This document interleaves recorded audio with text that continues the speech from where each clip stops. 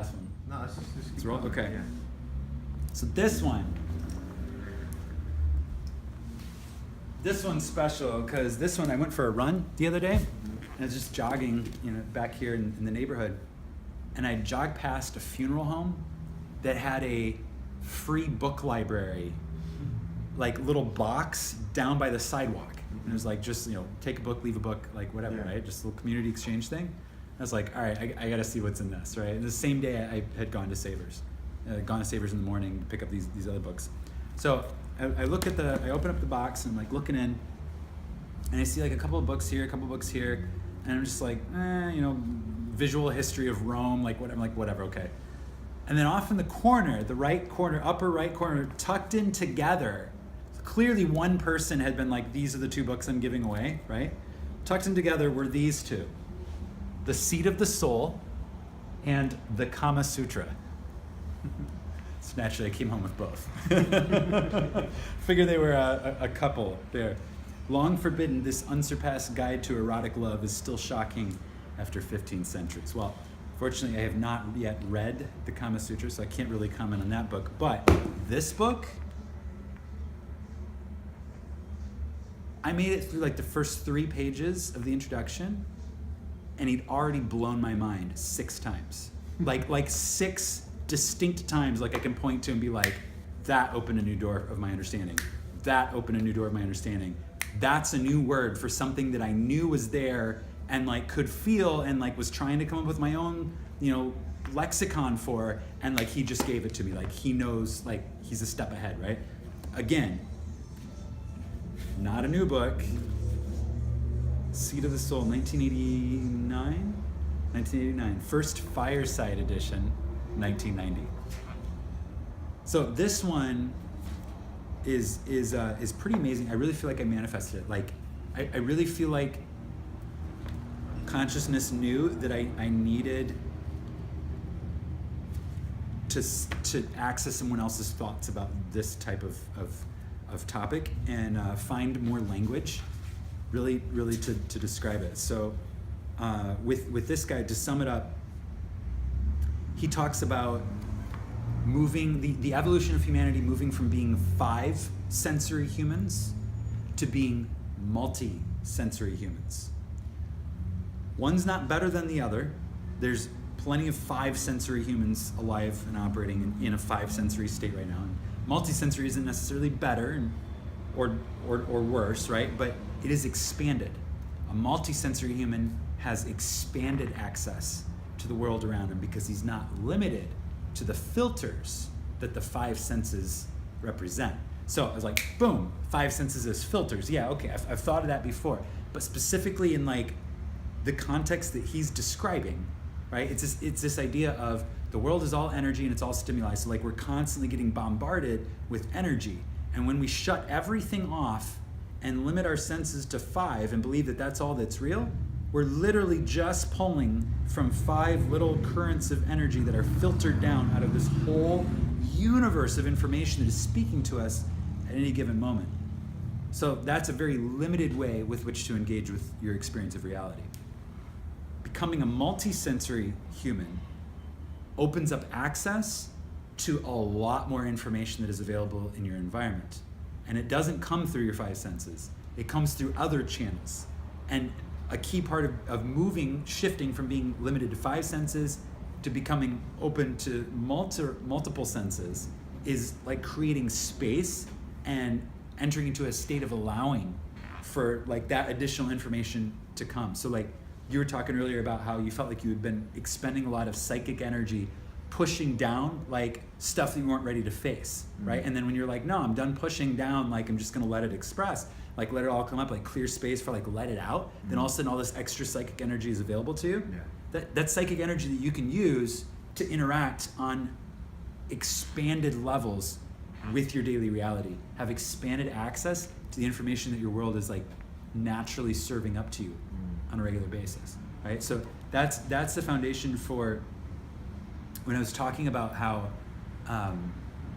the next level of understanding is looking at the world and not seeing like demographic details, right? Like like physical details, like, you know, you're Francisco and like you look this way and like you're sitting in this chair and right now we're in Manchester, right? Like not like that, but looking at it as energies, right? Like what energy do you represent, Francisco? Like to me in my subjective experience, right?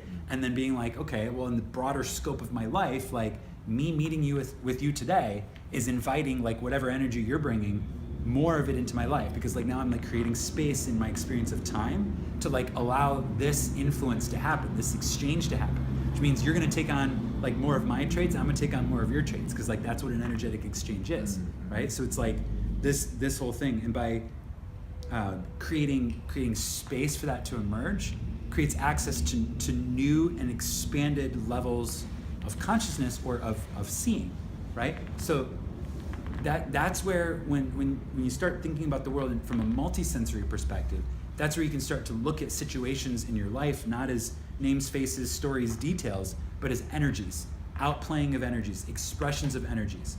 And everything that is an energy is evolving, because that's the nature of the universe, evolution. So the natural process of evolution is towards wholeness, balance, right? That even though evolution has a very chaotic and destructive element to it, the purpose of that expression of that chaos and destruction is to create space for expansion towards wholeness and an expression of balance. Right? That's the nature of the universe, is balance. Like it clears space for it to express that balance.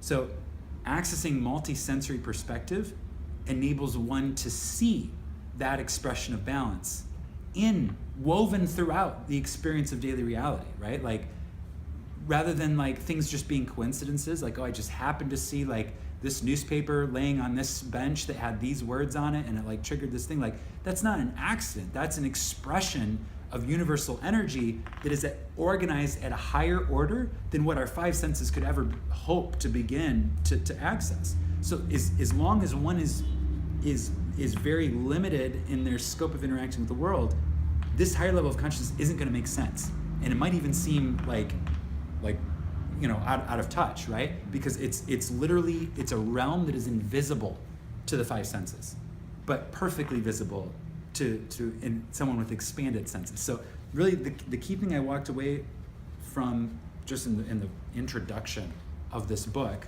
was a very clear distinction and definition and describing of multisensory versus five sensory and this process of evolution, and a lot of the language and lexicon around like how to describe that expression.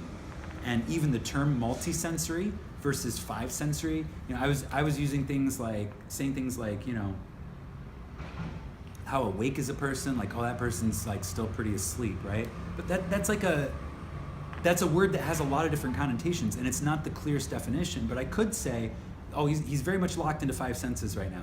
And that's not a judgment, right? That's just an observation, and it would ring true for a lot of people. And it's not like, it doesn't have other meanings. Like it's pretty clear what it means to be locked into five senses.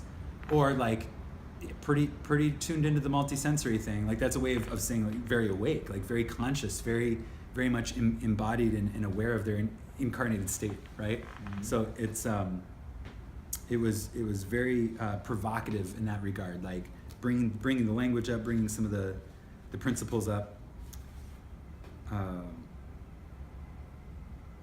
When I'm going to read a little excerpt from this too. So this is The Seed of the Soul by Gary Zukov, published in 1989, #1 New York Times bestseller. And this is from the introduction on page 22.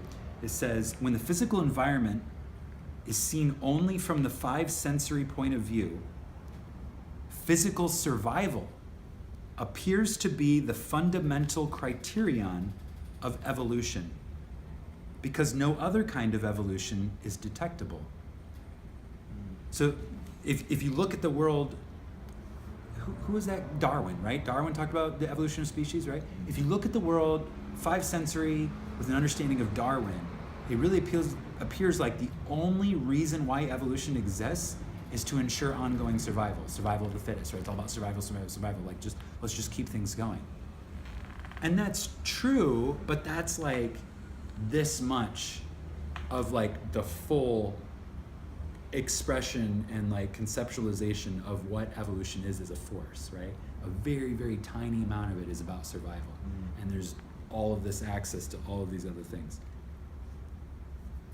From this point of view, in fact, I just took the words right out of his mouth. From this point of view, that survival of the fittest appears to be synonymous with evolution, and physical dominance appears to characterize advanced evolution, right? So the more physically dominant you are from the five sensory, Darwinian perspective, the more evolved you are. When perception of the physical world is limited to a five sensory modality, the basis of life in the physical arena becomes fear.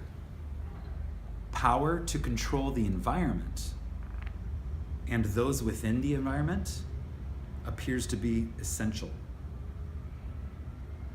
So this is what lays the foundation for the perception of power being external to one's own self, right? When you're linked to five senses and that's all you can see the world through, yeah, it appears obvious that that's the case. Power is outside of me and I have to get it and bring it to myself. Competition for external power. Yeah. So here's page 27. This is the second excerpt I wanted to read. We are evolving from five sensory humans into multi-sensory humans. Our five senses together form a single sensory system that is designed to perceive physical reality. The perceptions of a multi-sensory human extend beyond physical reality to the larger dynamical systems of which our physical reality is just a part. The multi-sensory human is able to perceive and to appreciate the role that our physical reality plays in a larger picture of evolution and the dynamics by which our physical reality is created and sustained. So you can see that clearly when you're multi-sensory. You're like, oh yeah, like this represents evolution. My whole life represents evolution. And like my only job on earth really is to assist evolution. Like that becomes clear. But this realm, he says right here, last sentence, he says, this realm is invisible to the five sensory human. So I really appreciated his lexicon, like his way of talking about these things. I really felt like this book was a manifestation in that regard. So still working on it, a couple chapters in, to the point it's titled Creation. You know, interesting.